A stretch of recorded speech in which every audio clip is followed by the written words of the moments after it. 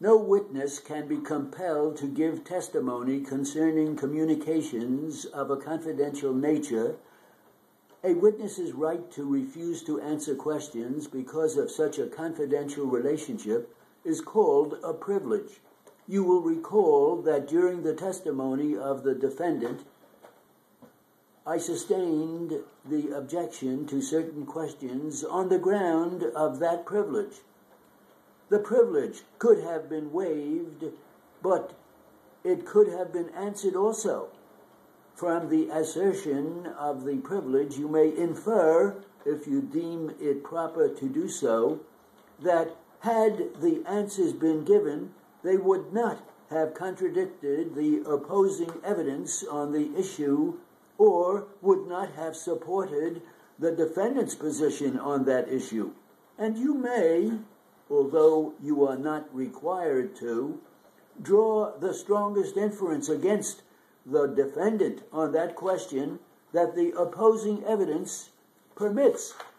In this case, however, the failure of the plaintiff to produce cannot be the basis of an inference against her, unless you are satisfied from the evidence in this case that these conditions have been met.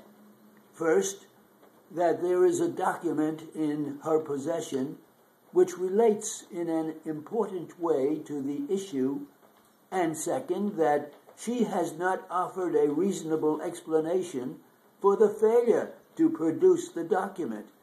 If these two conditions are met, you may, in weighing the evidence, although you are not required to, infer that the document, if produced, would not have supported the plaintiff on that question and would not contradict the evidence offered by the defendant on that question. And you may, although you are not required to, draw the strongest inference against the defendant on that question, which the opposing evidence permits.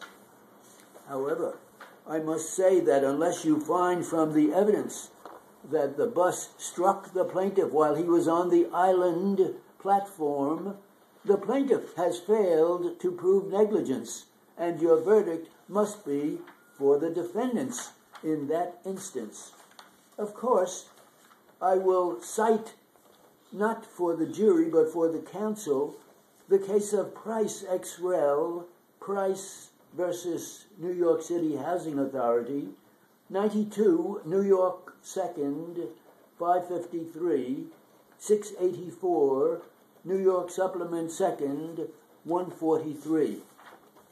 That case bolsters the argument of the defendant that he enjoys a privilege in this case. Further, specifically barring preclusion where good cause exists for a party's delay in retaining an expert, of course there is an insufficient period of time before the commencement of trial to give appropriate notice in that instance. As I informed you during the trial, the doctor was appointed by the court to examine the plaintiff, and the doctor's compensation will be determined by the court and paid perhaps equally by each party from court funds. You may take those facts into account in considering the doctor's testimony, but those facts do not in themselves indicate that the doctor's qualifications are any better, or that the doctor's testimony is to be given any greater weight than that of any other medical witness.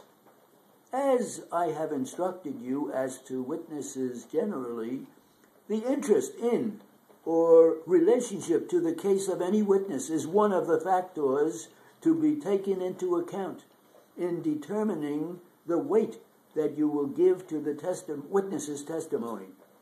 The weight to be given to the testimony of each medical witness, no matter who called the witness, is for you to determine under the general rules for evaluating testimony and under the particular rules for evaluating expert testimony that I have already given you.